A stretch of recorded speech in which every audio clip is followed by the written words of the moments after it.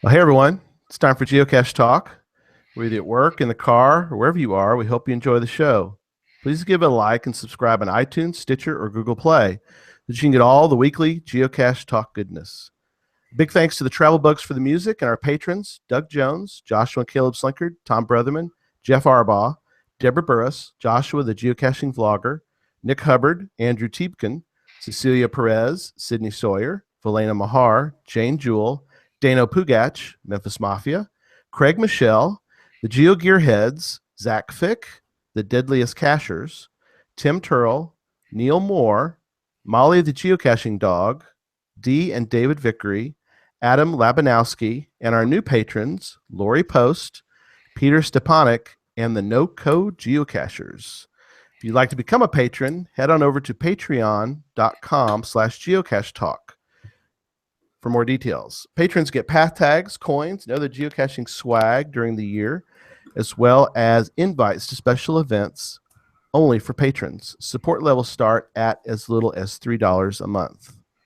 Well, let me start by welcoming my co-hosts, Sydney Sawyer Good evening, everyone.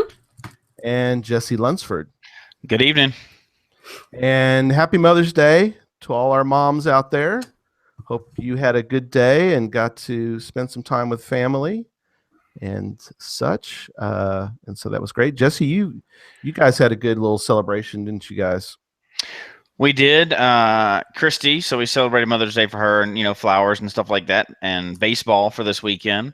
And then today we chose to go down to Pikes Peak and take my aunt down there too. So she's living up here now with us. So she hadn't been to Pikes Peak yet. So we took her down there and did a little bit of caching and hanging out and, eating the special donuts that you get on top of Pikes Peak that they can't make anywhere else. So yummy.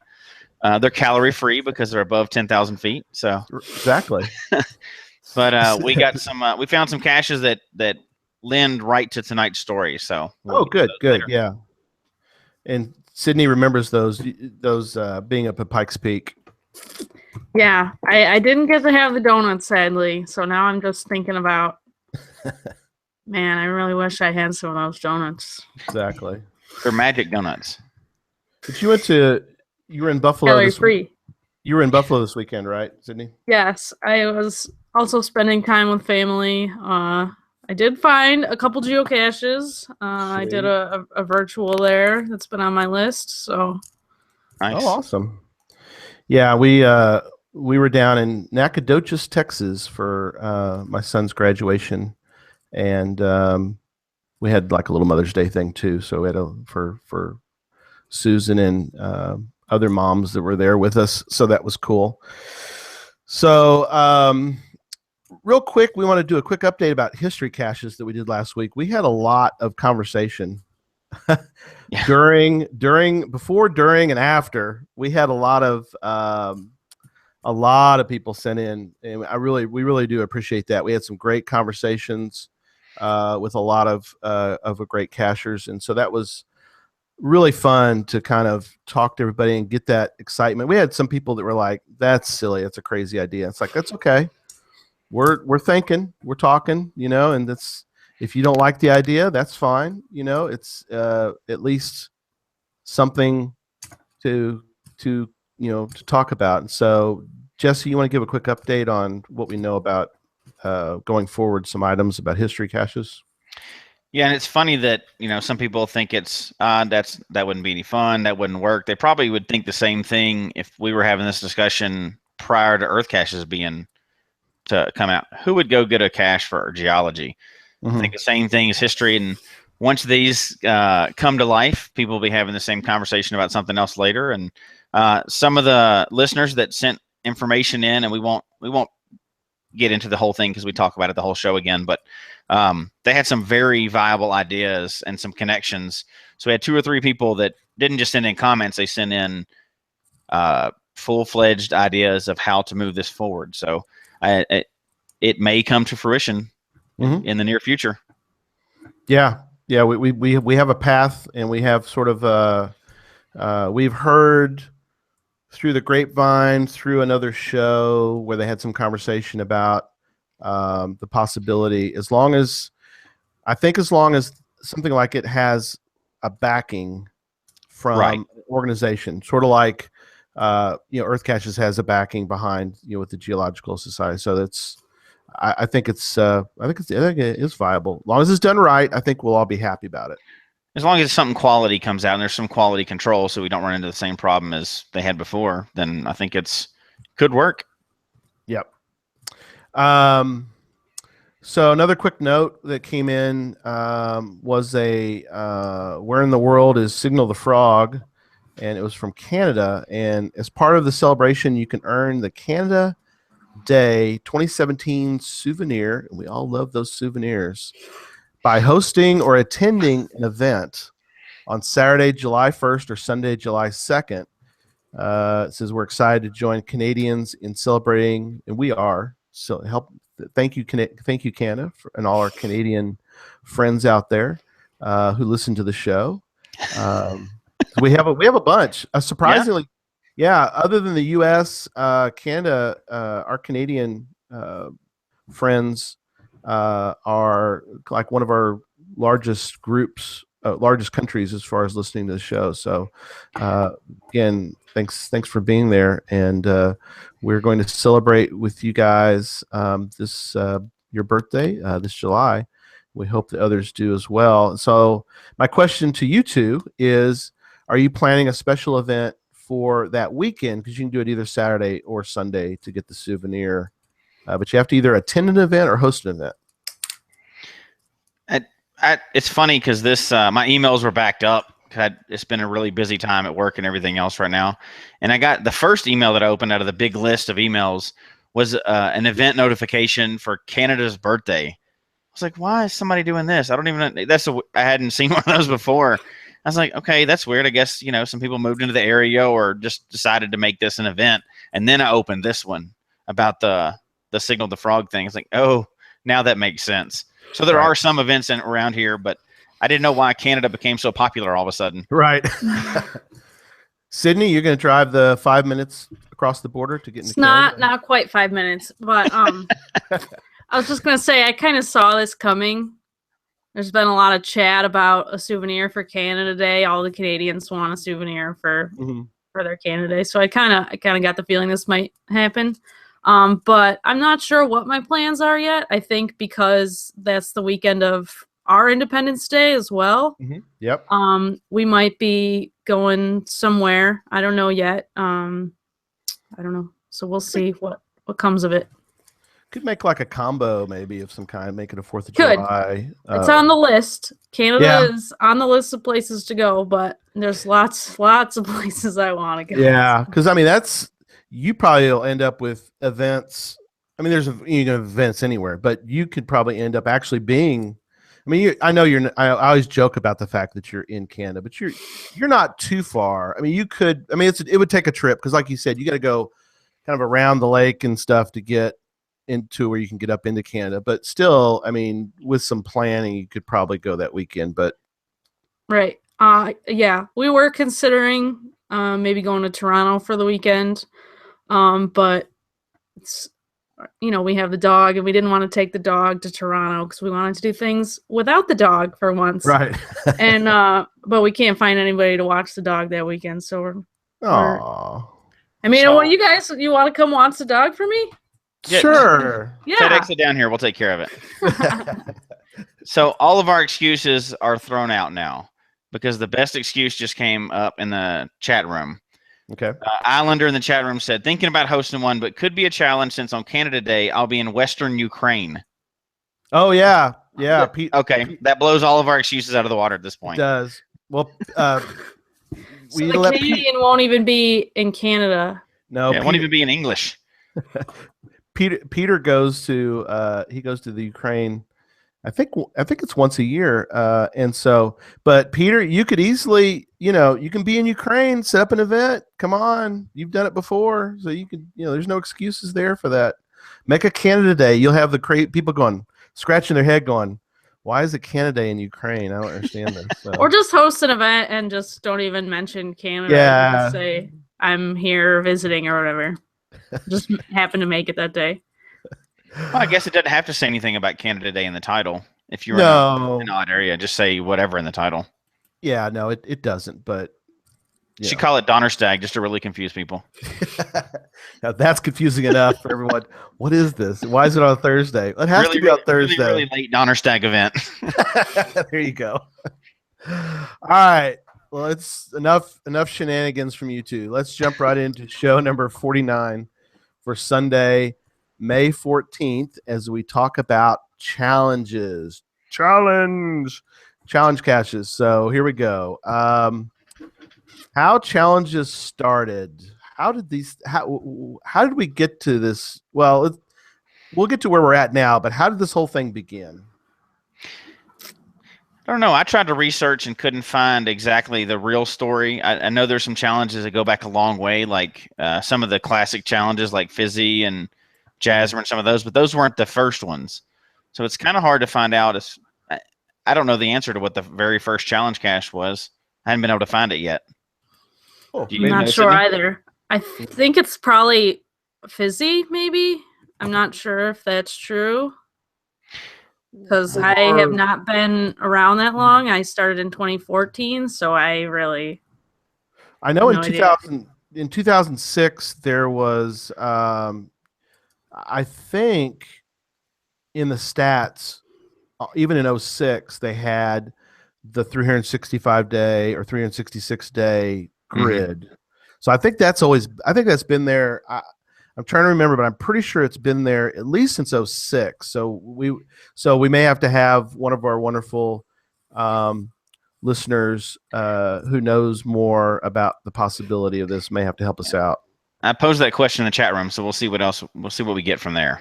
Cool. Do some research on that for us. Yeah, we know that we're really kind of focusing on the more modern state of challenges tonight anyway. So we are. And I'm gonna jump down with you guys for a moment because we probably need to talk about at least what are the classic challenges, and then we'll kind of come back to some of the things that have occurred. So what are some of the classic challenges that people are like may not realize are challenges? They sort of assume that, well, they're there, but when you stop and think about it, they really are challenges. So what are some of those? We already mentioned I'll start with the first on the list because it ties in today to the cache that we found.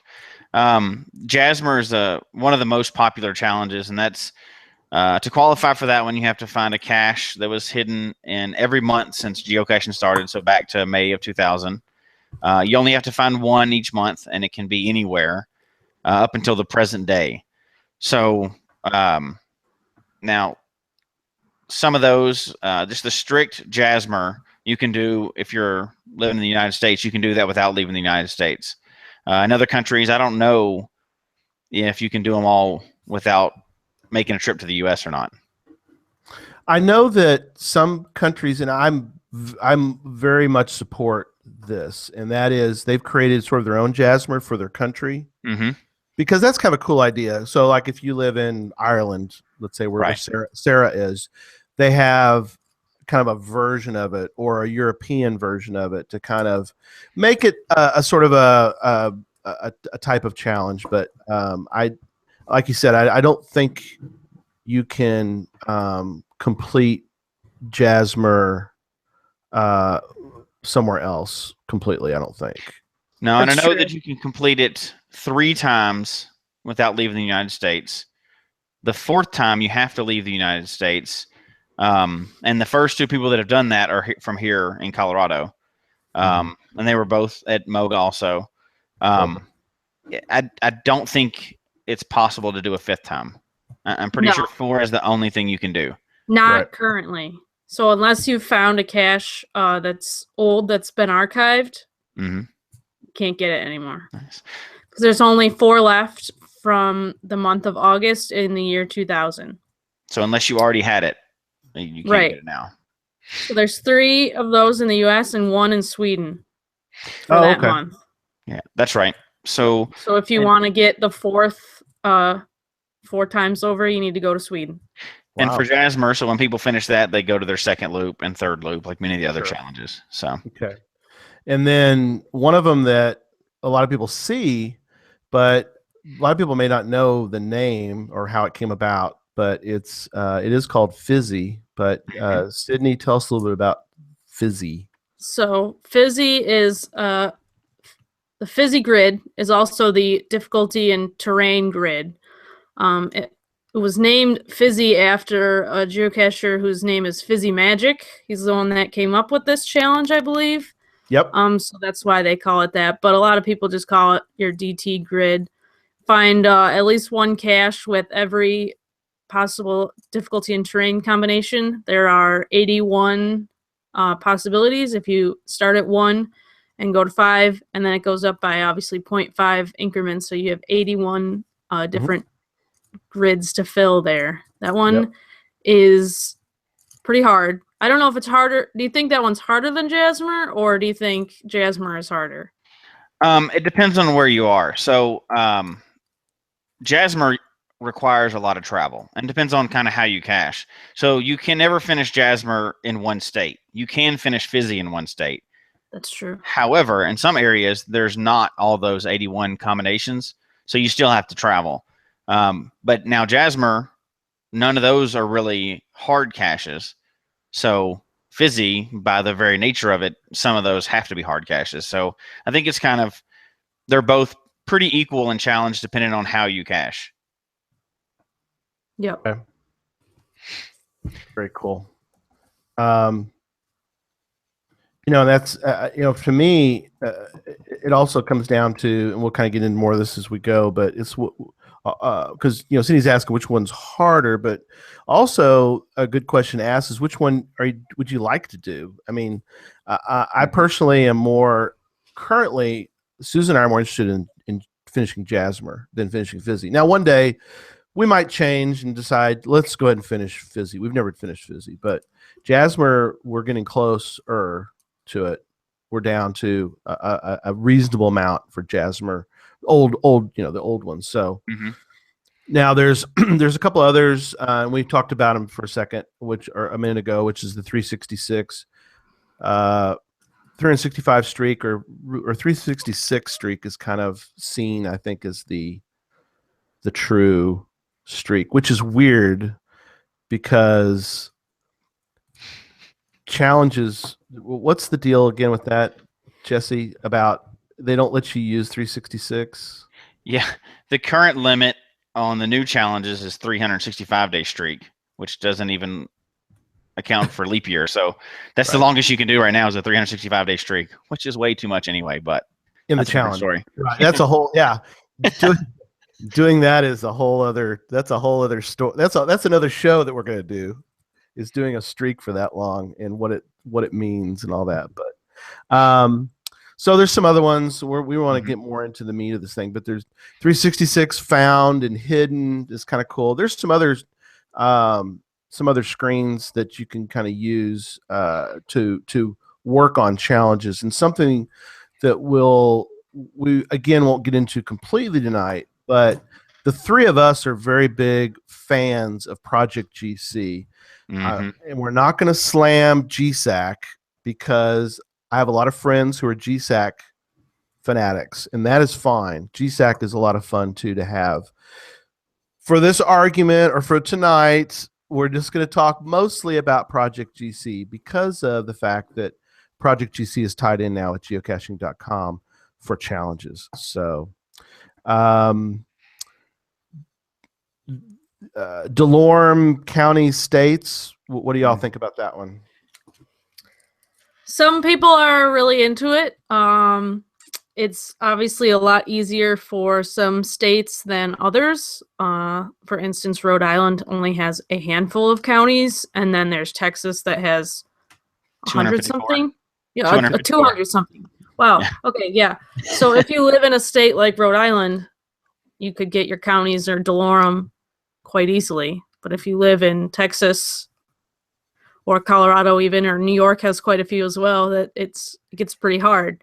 And that's not something I'm actively working on, but if I know I'm going through a new county in my state, then I'll find a cache there just for the sake of it, but I don't know if I'll ever finish that one. Can you explain real quick, Sydney, what a Delorme sure. map is? So this comes from a book called the Delorum Maps. It's a physical book, and they have one for every state. And each page in the book is like a rectangular hunk of the state, so that you get more detailed on your map pages, and you don't have a whole big area on one page. So basically, the Delorum grid is to find a cache on each one of those pages from this book. So it's kind of like counties, but it's more of just these random rectangles that fill up your whole state. Yep. And sometimes when you get to the weird parts of your state, there's only like a little circular chunk that's in the square, and so you have to find a cache that's in this one little section. Yep. So that one's pretty interesting, but it's kind of hard to find the info for. It is, and we haven't even started working on the Delorum. We're doing the counties because that's a lot easier to track. And states is another one. Find all 50 states. That's a pretty hard one. You got to travel a lot. There's a really hard one that was mentioned in the chat room, but it's worth bringing up because it shows a different type of. It's the streak of finds being longer than your streak of no finds. Oh. So I've seen those in a few places. I will never qualify for that one. I don't know if you even know what your streak of no finds is. Oh my gosh, no. Mine is. I'll look it up real quick while y'all. That is a crazy. I mean, that's a great idea though. Not for me. It's not. Do you know what yours is, Tiffany? My longest slump is, I think, 20-something days. You can one February that was really cold, and my streak is not that long, but I could if I wanted to, but I don't think I want to.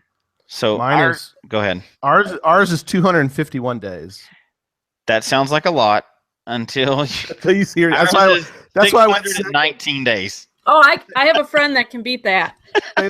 I have a friend that found his first cache in 2010 or something, and then didn't find his second cache until 2014 or something like that.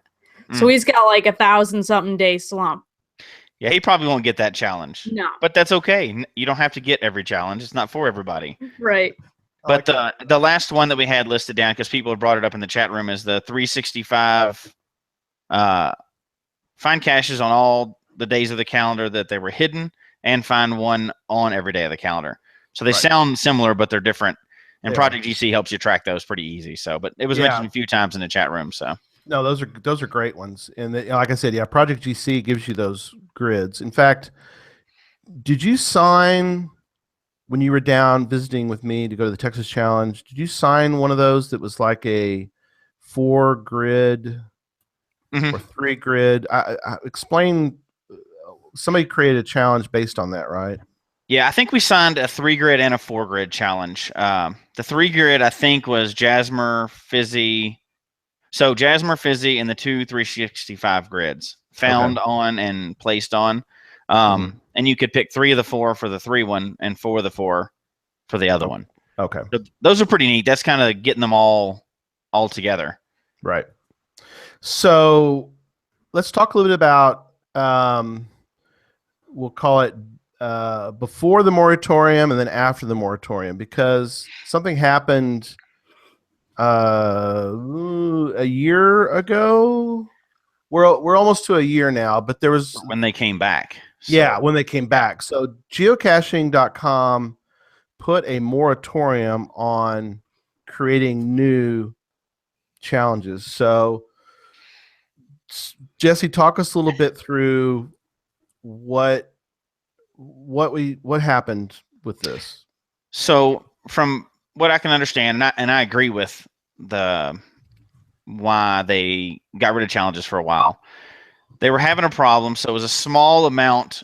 So challenge caches were a small amount of the overall caches, but it was an overwhelming amount of the time that reviewers were taking to get caches published and complaints they were dealing with, because challenges were getting to find my cat's favorite 10 food flavors named into a geocache. It was getting really weird with all the stuff that, find caches near my house or, all these weird things, spelling out names and all this weird stuff.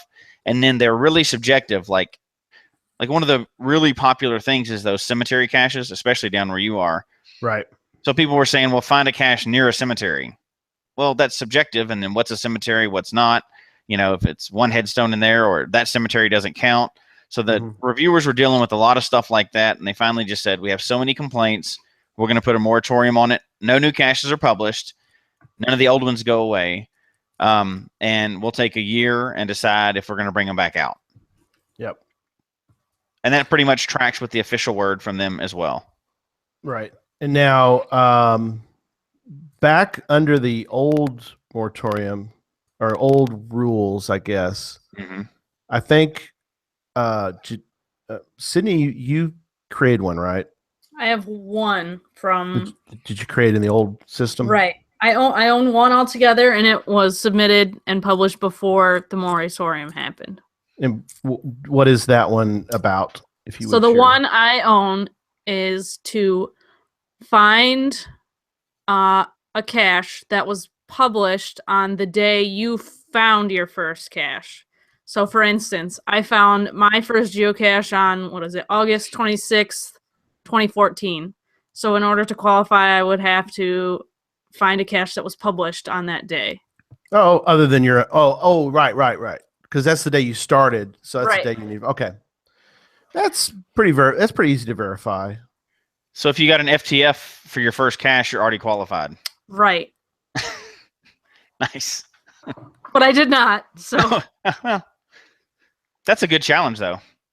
That's kind of cool. Now how many, Jesse, did you create in the old system? Do you remember? Maybe a dozen-ish. Okay. Maybe 10 to 12 and under the old, but they're all gone now. I got rid of them a while back, yeah. Not because of the challenge, but because of where they were and some construction. So I just never brought them back and didn't bring any back until the new challenges came back.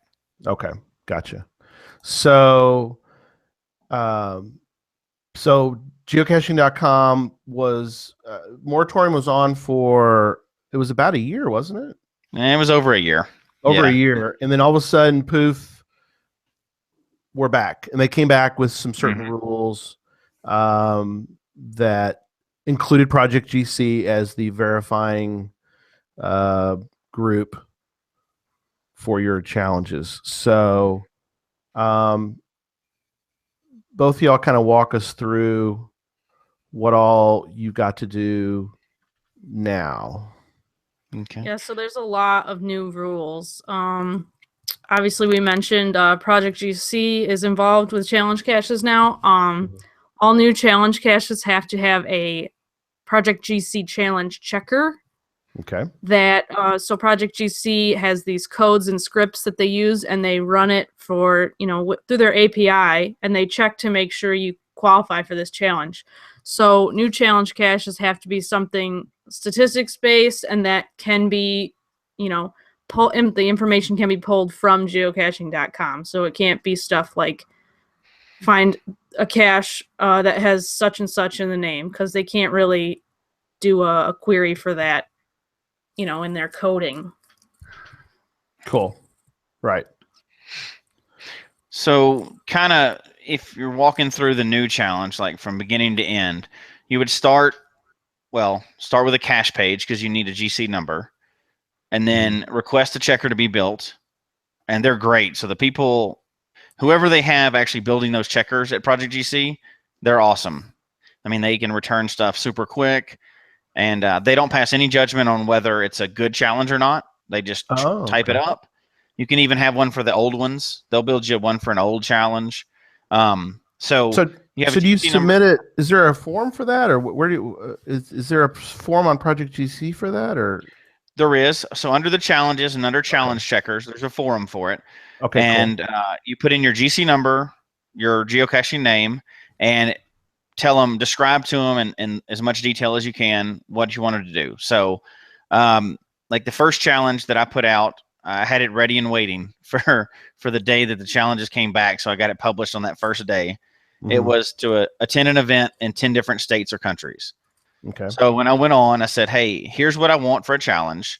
I want you to be able to check it for 10 different events of any type that they've attended anywhere, just 10 different locations, either states or countries. You put in the GC number.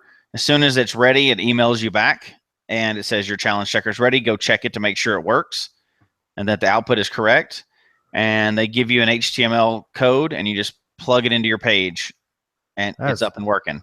It's that awesome. quick. Yeah, they're really good about it, and they'll work with you, and make sure they understand how it's supposed to be built, because it's coding, and obviously any little thing can make it turn out differently.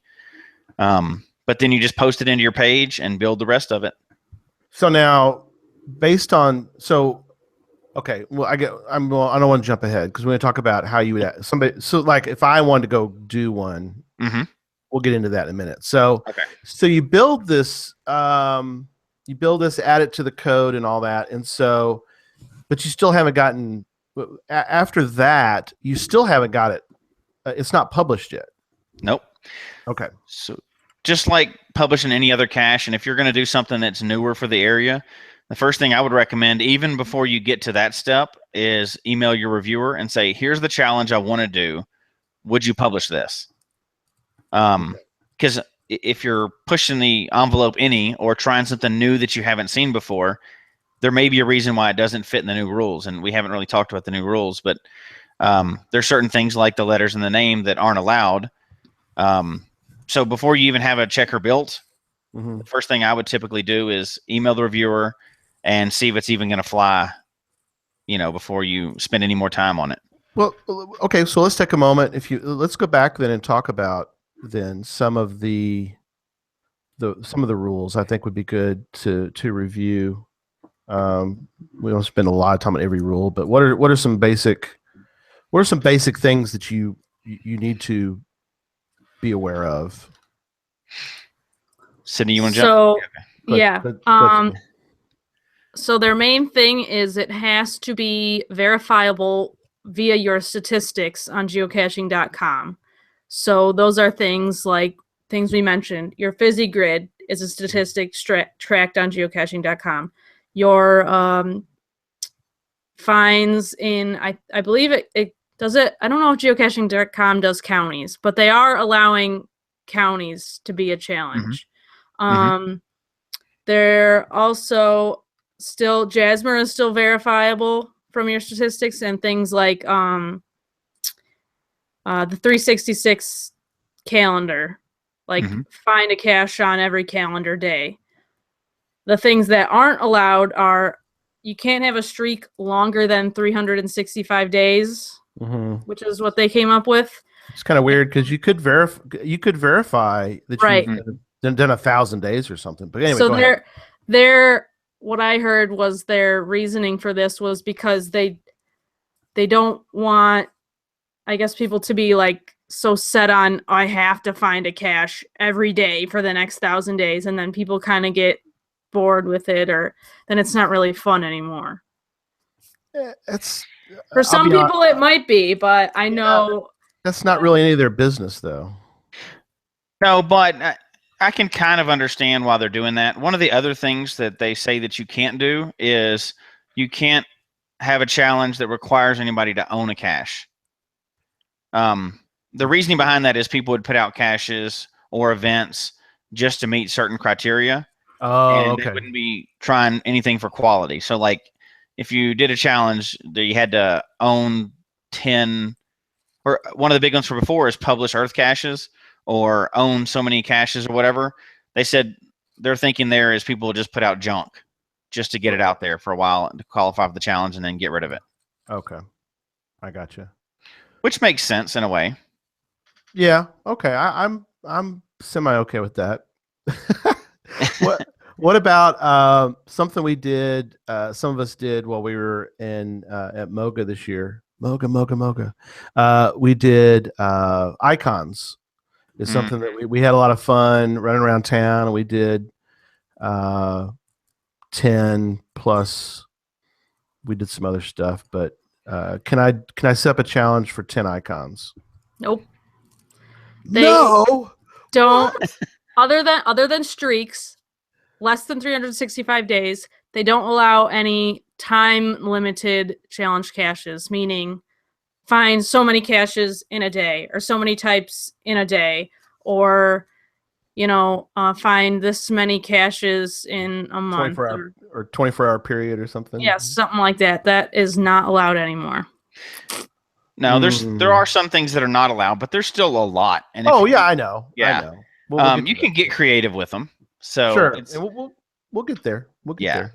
No, there's good stuff. I'm not trying to bag on challenges. I'm really not. I'm a pro challenge guy. So don't think me wrong. No, the chat room did mention a couple of them. They can't be negative, so that's a good one. You can't like DNFs. There used to be challenges for 100 DNFs. You can't do that. So they are trying to promote the positive thing. So that's good. No, that's cool. That's cool. No, it's interesting to talk about though. I mean, I'm not like I said, I don't want anybody writing me and saying you hate challenges. I actually like challenges. I haven't done many, but I see that as something to do in the future, and that's something that I think, and we don't really have time tonight to get into as far as what Jesse, I think you're at a point in your geocaching career where you found a certain number that I think that challenge caches, you're jazzed about challenge caches. And I think that for Susan and I think we will get there at some point. But right now, I think we're still enjoying, going, we have kind of a different, and this is something that was mentioned by somebody else about, different styles, I guess, there's different ways to do the sport. And so for Susan and I right now, challenge caches isn't really something we kind of look at, although, like I said, we like them, but we're busy doing where we go off over a weekend and do a bunch of caches for that weekend. But there isn't a lot around us that's like I've mentioned before, there's not a lot around us that I don't own or I haven't found. So but I think that there are a lot of good things that we're going to get to as far as like you said, the positives. So yeah. So I'm going to go back to go ahead. Filling out a challenge. So that's not the official steps, but the steps I would recommend based on the ones that I've done since it came back out. If you're going to have an idea and you're not, so somebody in the chat room mentioned that they've put out new caches since the challenges have come back out, but they haven't requested a checker. So what they did was they found an existing checker and published a challenge like that in their area. So that wouldn't require much from the reviewer because it's generally going to be accepted, but that's not always true. Because what's accepted in one area is not going to be accepted in the other, obviously. But if you're requesting something new, I would talk to the reviewer first so that you don't go to all that effort and have a checker built and then do a little research. So if the reviewer says, yeah, that sounds like a good challenge, and then a checker can be built and you can put it on your page, before you even try to get it published, you need to check and see if people in your area, a reasonable number of people in your area, have already qualified for the challenge. Yeah, I mentioned we talked about that a little bit before the show, and that is if I complete something and I try to then get it published, they're going to come back and say, well, who else has done this challenge?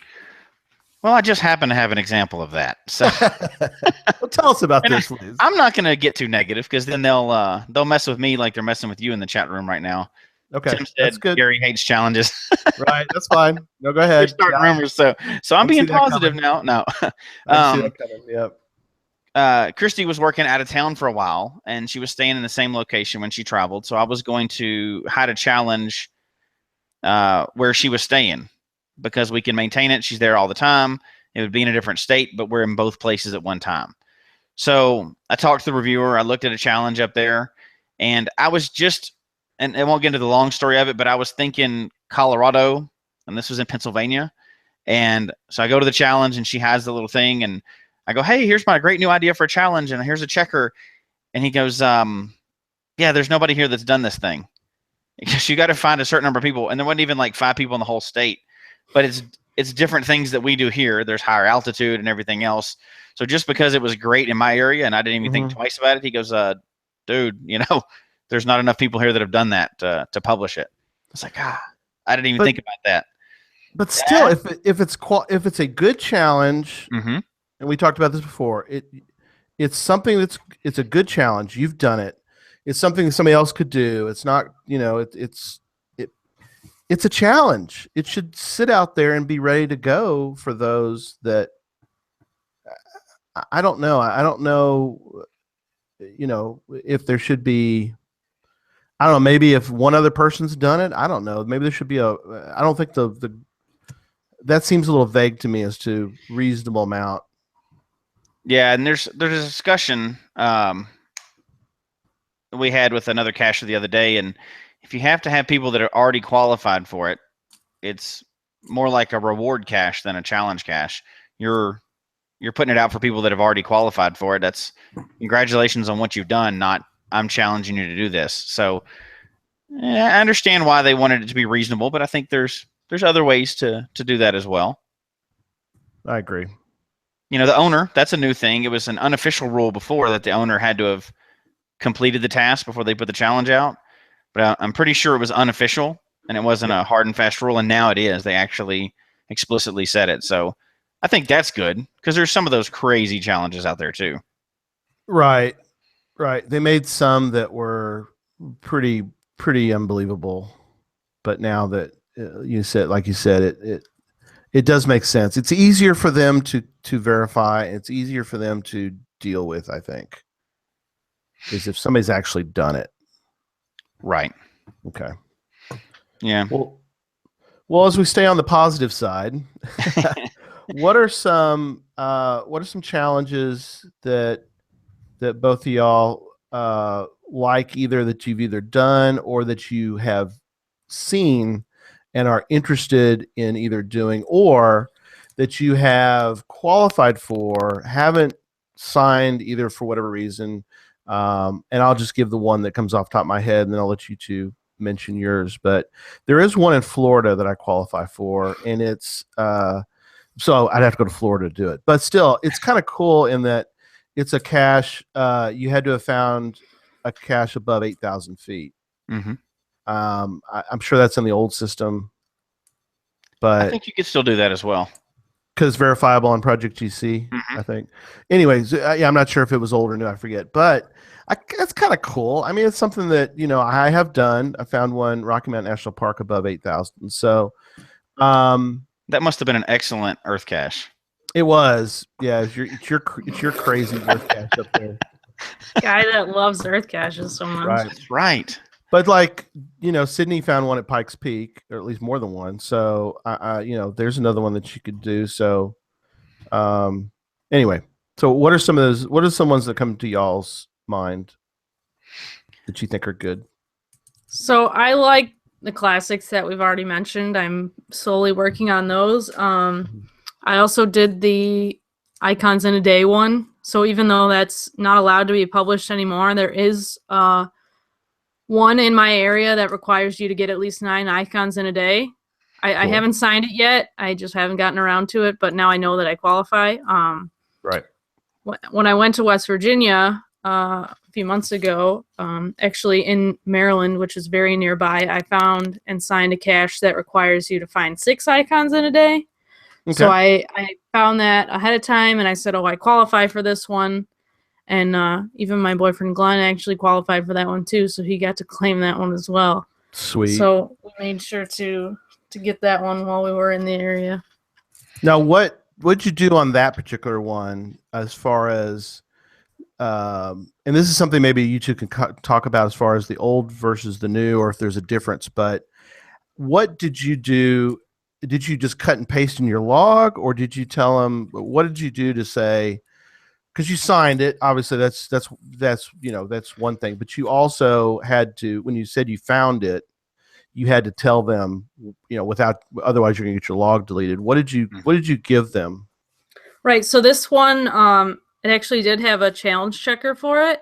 Okay. And the neat thing about Project GC is, you type in your username, and then it tells you, yes, you do qualify or you don't. And then it spits out some text for you that says, I used Project GC for blah, blah, blah. And here below is my list of qualifications. So that's a really neat feature. You can kind of copy and paste that into the bottom of your log if you want. And then it actually has the links, so it links back to the cache page and to your log or something or whatever you want. So that's a little nifty feature about challenge checkers. I like that. So Jasmer's the one we just finished, and that was the most fun for us because it involved travel, and we got to go down there, and we did it in Texas while we were down there. And yeah, we're working on double Jasmer now, and that's fun too. Fizzy, when we finished the Fizzy challenge, we started looking further into that, and there's more than just like a single Fizzy and double Fizzy. There's Fizzy with only traditional caches, Fizzy with no traditional caches, puzzles, or unknowns. You can do them a couple different ways. Yeah, the traditional Fizzy, so the Fizzy Magic one. A lot of places in a lot of states, I don't know the exact date. I think it's 2009. But to qualify for that, you have to finish your Fizzy with caches hidden before 2009. So nothing after that, published after that date, would count for that challenge. So that's what New York's is like. New York's Fizzy challenge is you have to find all of your caches published before the date that Fizzy cache was published, which is ridiculous because that just throws another kink into your... Because you might think, oh, yeah, I found a cache of every DT combination, but then you look and they're not all the right dates or whatever. But that's not allowed anymore, I don't believe. No, it's not. They took away the date restrictions, so you can't... They can have found them anytime. So, but some of those old challenges are out there, and it adds a different twist to it, you know. And once you qualify for the Fizzy, or once you qualify for a challenge and you want to find a different twist to it to make it a little harder, you have to look for some of those like that. So it keeps it interesting, I think. Right. So what are some of the other ones that really come to mind that you really like, that you really are like, this was a good challenge? Jasmer was my favorite. Fizzy was also fun. The one you mentioned, the 4 grids challenge, that was a lot of fun because it required kind of a culmination of multiple challenges. So we qualified for that one, finished that one, and then published one up here. What was funny about that one too was, and this is something we need to talk about too, but that one, to sign the log, do you remember this one? You had to it was a very tough DT to even get to the crazy cache to sign the stupupid thing.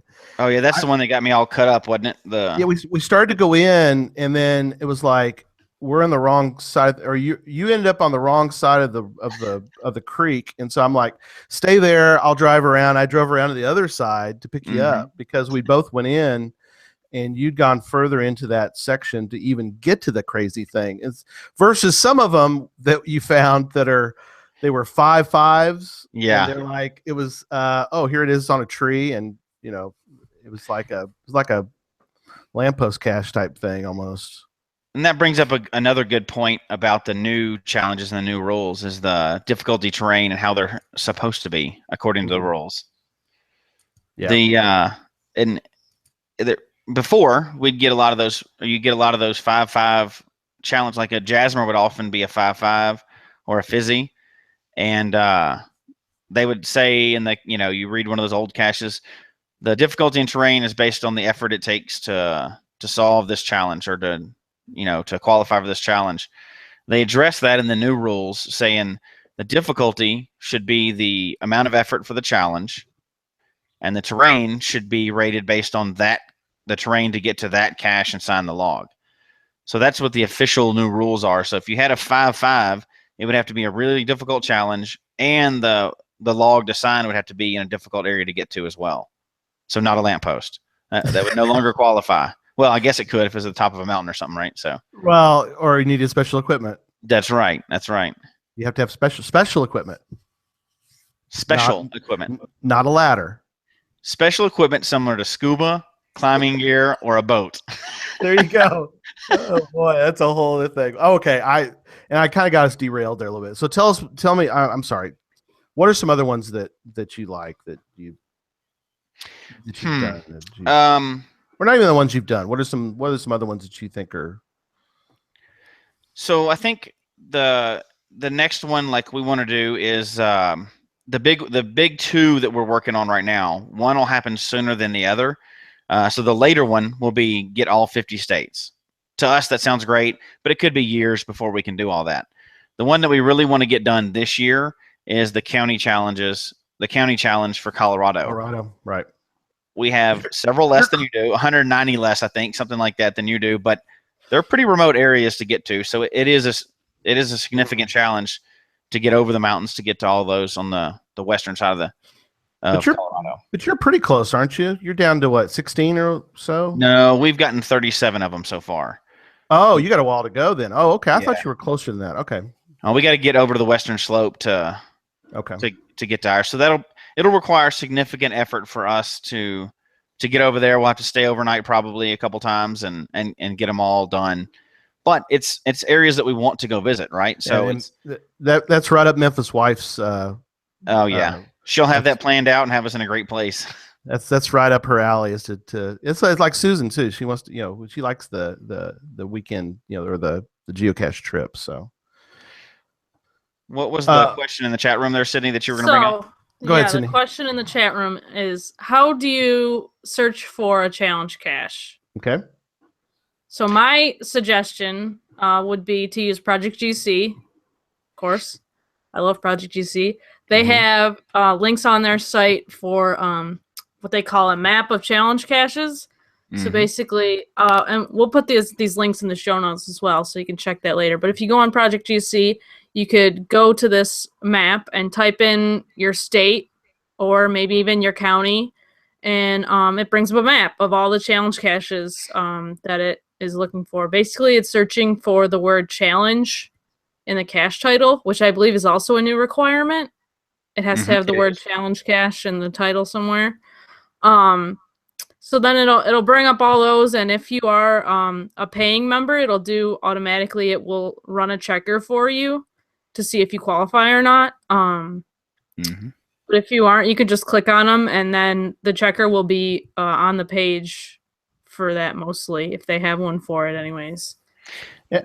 I think also real quick is that if you want to do it specifically for something, like I want to do it for all, like in my area or my state, give me every 5-5 challenge. And so you can do it by DT rating. So there's different ways to filter it in such a way that you can kind of look for different things. So I know somebody that may have run that very query a few times. So that's right. Now, in fairness though, I don't know if that map can you only use that map if you're a paying Project DC member? No, anyone can use the map, but the perk of being a paying member in this instance would be that you could, if you are a paying member, you could look at this map and it'll automatically run the checkers for you. So if you do qualify, it'll have a little check mark on the little icon. If you don't qualify, it'll have a little no symbol. I think the circle with the little line through it. But if you aren't a paying member, you can still use the map. It just won't run those checkers automatically, but you could click on the icon on the map and run the checker yourself. And one thing I'll say, so outside of Project DC, with the new filters on geocaching.com, you can run a similar filter. It won't tell you if you're qualified or not, but if you type in your state or area that you're trying to do it, and then change the filters to include the keyword challenge, and also only select unknown or mystery caches, it'll pull up all the challenges in your area, a list of them or whatever else, and then you can rank them based on how difficult they are, how close they are, whatever else, which is a good idea if you're looking to put out a new challenge. One of the things is they don't want you to do the same challenge as there's one 5 miles down the street. So it's a good idea to do that search as well. Okay. What are some, Cindy, that you think are cool challenges that you'd like to either do or seen, or wish they were out, or wish that they were out there? Yeah. So one that I've thought about placing is to for my state anyways, to find like something like 10 of the top 20 favorited caches in New York State, which I do have. Cool. Because I've been to New York City. So a lot of the top favorited caches in New York are from New York City. One being the Bridges and Arches of Central Park, right? Multi-cache. One of the other ones is the one at the Empire State Building. And then a lot of the other ones are the ones at Niagara Falls, which I've also been to. So Cool. if you've been to New York City and Niagara Falls, you might qualify. That was the thing that was hanging me up, was the reasonable number of people that have qualified. So I was trying to go through and see, if anybody I know in my area has qualified for that. But then I don't know. I mean, I might still do it, but I might not. We'll see. Yeah. Well, and just a quick plug for the you mentioned Bridges and Arches. The person that is the cache owner for the Bridges and Arches in New York City is going to be on the show in a couple months, or next month. We're trying to get a solidify a date, but I think it'll be fascinating to talk to him about that multi-cache. That's a whole other thing, but that's something that I like the idea for me, or for us to do that idea of those caches that are, to me, are fairly memorable, and that is the either they're old or they have, and I don't think, can you do one where you're like, I found let's say I was defined 20, and I don't know if I qualify, so don't kill me in the chat room, but let's say I want to do a 25 caches in the state of Texas that have a certain number of favorite points. I think you could do that, as long as there's enough of them that would qualify, that are still out there. And like if you said find 10 caches in Texas that have 1,000 favorite points, and there's only 10 caches, they wouldn't let you do that.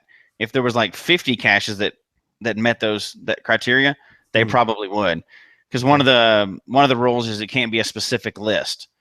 So you can't say you have to find 50 of Gary's caches. Okay. You can't have a specific list like that. It has to be something that they can choose whatever they want to do it. That still qualifies. Okay. So, yeah. Okay. But so I didn't mention one challenge that I qualified for a while back, but I thought it was a really cool challenge when it came out.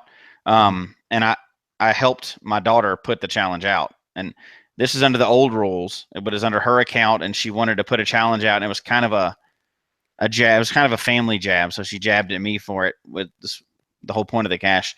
It was the 5x5 challenge. So it's a 5x5 of 5 different cache types, and she hadn't done it at the time, but the reviewer let her do it because of the old rules, and people love that challenge in this area because it's hard. You have to travel. You can't find them in this state, and people had to travel around to do it. So a lot of the more adventurous cachers just raved about that challenge, and I think they would still let you do the challenge. You would have to have some, different options on it, but that was an old one, and that's the kind of challenge that can get you to go out and try something that you haven't tried before. So that was kind of a neat one. That's not that everybody's qualified, because there wasn't anybody in the area really qualified at the time except for 1 or 2 people. So wouldn't fly into the current, but did then. But it challenged people, and people on the cache pages were saying, I never would have tried this except for this challenge. I went to this place because of this challenge. That's cool. I think that's a neat aspect of challenges that may or may not still exist.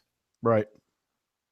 That is awesome. So how many, we don't know, but how many of the old challenges do you think are still out there? Is there a way you could check for challenge with the word challenge in it, but with a certain date. So I guess you could figure that out. But I mean, obviously if you liked the challenge, but, well, I'm trying to think how to word this. So if they get, if it's going to come up for archive, they're not going to let you. It's going to archive. It's going to go away. I don't think that counts as a grandfathered type. So you could adopt out an old challenge. Can you? Okay. Yeah, it's not a grandfather. So you can't adopt out like a virtual or webcam, but you could, because that's still an existing type. So I think they would still allow that. Okay. They would still allow you to adopt an old one like that. Cool. So somebody mentioned there should be a special icon for challenge caches. That's interesting. Special icon. That's a whole, yes. This is oh my gosh. Well, right. and this Oh gosh, and let's get it. Let's finish up the show by talking about this a little bit. And there, I thought, and correct me if you two correct me if I'm wrong, but wasn't there supposed to be an announcement of some kind by by geocaching.com after we were under this new system? Weren't they supposed to come back and give us some sort of update? As far as I understood it, this is the conventional wisdom, so I don't have an official memo. But the idea was they were going to bring them back, and if people were still interested in them, so they kept putting them out under these new rules, and there wasn't as many problems with them, they would evaluate them for a year, and then decide if they wanted to break them out and make them their own icon. That'd be 12 days from now. Would be a year. So there's still a chance that they could do that. Mm-hmm. Sure. There's still a chance. I haven't heard anything, but I think that's the conventional wisdom of what they were going to try to do and evaluate. I don't know if y'all heard anything different. That's what I'd heard. That's what I heard. I think on some other podcast, I don't remember which, Rock Chalk had talked about this, I think. And he said, we're gonna see how it goes for a while and reevaluate in a year or so. I don't know if he exactly said a year specifically. I think it was more of like a general statement, but it is almost a year, and hopefully they will make some sort of reevaluation or announcement. And because it was mentioned that, if people still like this and, think it's a viable option, because a lot of people did think that challenge caches should have their own icon or attribute or something. Because I think it's very hard for some people, especially newer people, to figure out what this unknown cache is. There's so many types of caches that can be classified as unknown that it's just kind of like a catch-all. So I think breaking that out might be beneficial. And then you could, if you don't want to look at challenge caches, you could just filter those out of your pocket query and be done with it.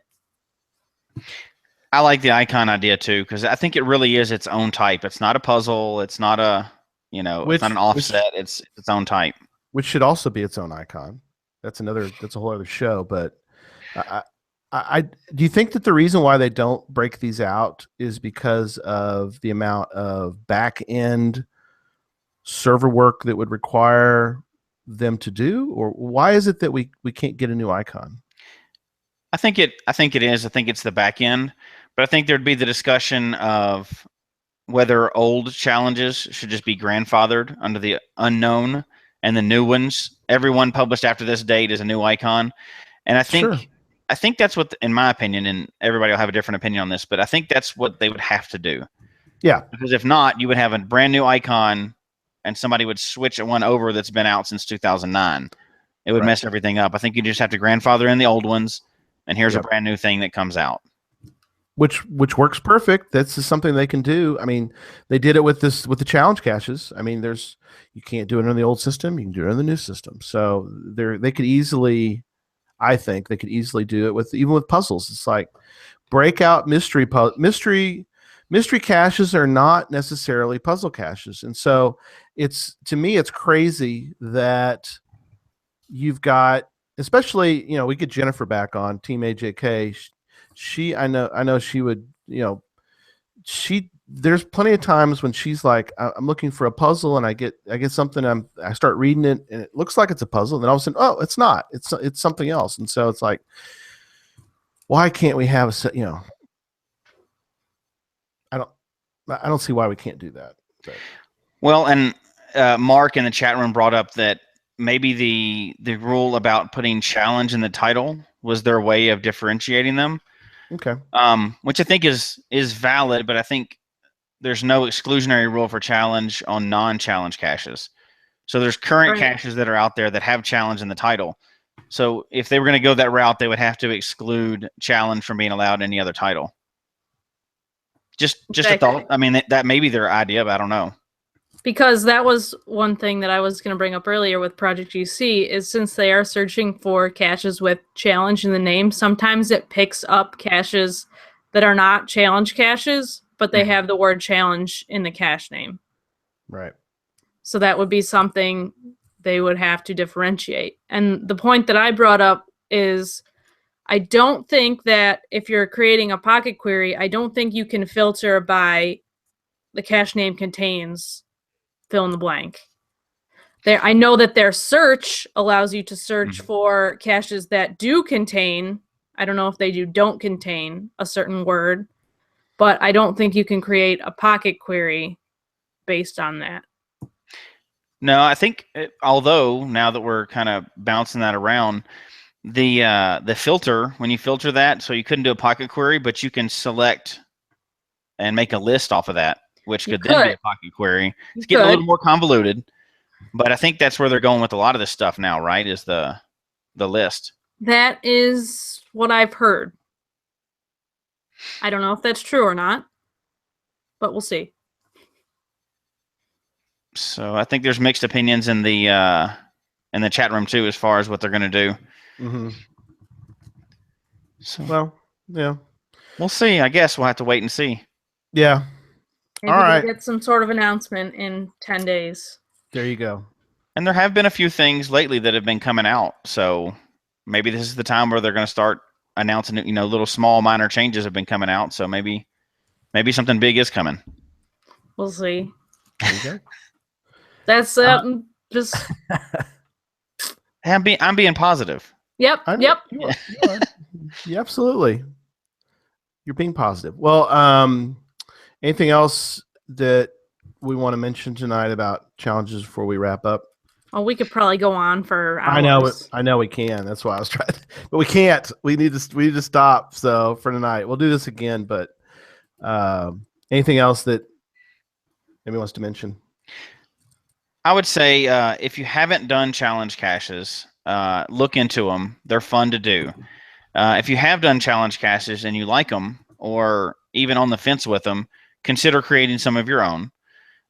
If you're going to do that, the easiest way, if you haven't done them before and you're a little unfamiliar with them, is to just get on geocaching.com on the filter and just look at the challenge caches that have come out since, because you can do it by date.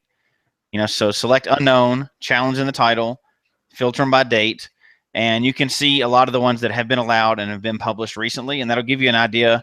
You may want to bring one of those challenges to your area or adapt it for something you want, and start with an easier one, to get published, and just put one out there. What's the worst that can happen? Nobody likes it. Challenges are fun. They may add that little spark to somebody else's game. Very cool. I love it. That's good. Good closing words. All right. Well, coming up on the show next week for show number 50. Wow, we're up to 50. We're going to do a 2017 ASP Geocaching Mega Recap. And Sydney, you have to go now because we're doing a show, so you can't. I'm going. You're going. So we want to hear. We're going to hear the scoop from somebody who will have been there. I want to hear about those night caches. I want to hear about I want to hear about all of it. So we're really looking forward to hearing. It's actually not supposed to rain this year. Yay! You're right. Which has been knock on wood. I think it's rained every year at this event for the past many years. So hopefully we'll get, at least one day of the weekend where it doesn't rain. Awesome. Yep. We're looking forward to hearing more about that. And, maybe we and something that I think is really good about these in recaps is also, I hope people are looking at it as what are some things they do at this mega that maybe I could incorporate into an event that I could do myself. So looking forward to hearing about all the nuances and all the different things that they do at ASP this year. Show 51 on May 28th, we're going to talk about my book. I know that seems sort of self-serving, sad. I know. But I want the discussion to be more not about me, but more about what I used for the book, which is another Project GC item, which I really think is a fascinating discussion, which is Lower Wilson. And so what is Lower Wilson? Why should I care about Lower Wilson? So we're going to do that in a couple of weeks. And then 3 weeks away, show 52, June 4th, we're going to have on Daryl W4. It's our 1 year anniversary. Woo! Woohoo! Is that incredible? 1 year. Sydney and I haven't been on 1 year yet, so we're almost celebrating, right? We don't get to celebrate quite as big as you. Right. We just get to do like a halfway woohoo. I was on show 2, I think, though. I know you were. So we'll have to Why talk you gotta about bring that up right now? We'll talk about that. But yeah, but you guys are, you're part of the family now, so you get to celebrate the 1 year anniversary. That absolutely. So it'll be fun. We'll do some fun stuff. We'll and Daryl W4 was on show 1, so he was gracious enough to come back and to be on show 52. So love having Daryl on. Just love talking to Daryl. He's such a great guy. So anyway, so folks, we hope you enjoy the show tonight. Please email us your comments. We had some good comments last week, good discussion. So please email us your comments. We'll get right back to you on that. Send them to geocachetalk@gmail.com.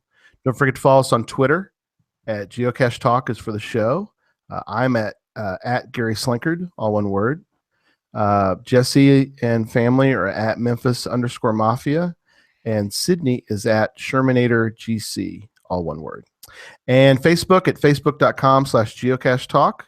Show can be found on iTunes, Stitcher, Google Play, Podcastpedia. Yes, it is a thing, as well as the Geocache Talk website. Don't forget to click on the subscribe button below. We've had a bunch last week. I'm really appreciate when people do that. It really means a lot to the three of us to know that people are subscribing so that you can see and hear the show on a weekly basis.